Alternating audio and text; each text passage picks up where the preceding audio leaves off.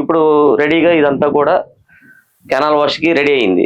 ఇది దగ్గరగా మా టీంలో దగ్గర 14 మంది డైలీ ఈ క్లాత్ని బయటికి తీసుకొచ్చి ఈ మ్యాట్స్ ఉన్నాయి కదా, బ్లూ కలర్ మ్యాట్స్, వాటి మీద ఎప్పటికప్పుడు డ్రై చేయడంతో పాటు దాన్ని మళ్ళీ తిరగేసి కొట్టుకోవడం, అంటే తిరగేసి మళ్ళీ పెడతాం, కిందది పైన పైది కింద ఎండేటట్టుగా ప్లాన్ చేసుకోవడం.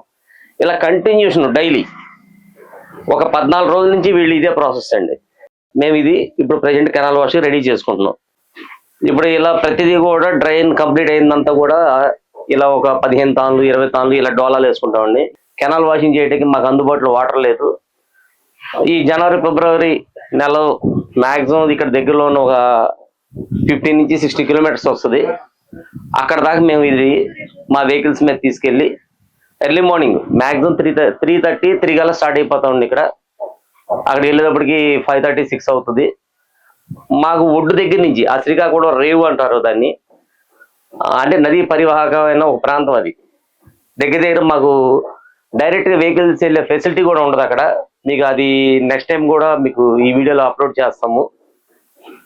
ప్రతి డోలా కూడా ఒక్కొక్క పర్సన్ 2.5 కిలోమీటర్లు లోపలికి మోసుకెళ్ళి ఆ వాటర్ ఉన్న ఏరియాలో జాగ్రత్త తీసుకుని మళ్ళీ అక్కడే డ్రై చేసుకుని మళ్ళీ 2.5 కిలోమీటర్లు ఇలాగే డోలాలు, ప్రతి ఒక్కటి కూడా ఇలాగే డోలాలు కడతారండి. ప్రతిదీ డోలాలు కట్టుకుని మళ్ళీ డ్రై అయిన తర్వాత తీసుకొచ్చి బాయిలింగ్ అనేది కంప్లీట్ చేస్తాం.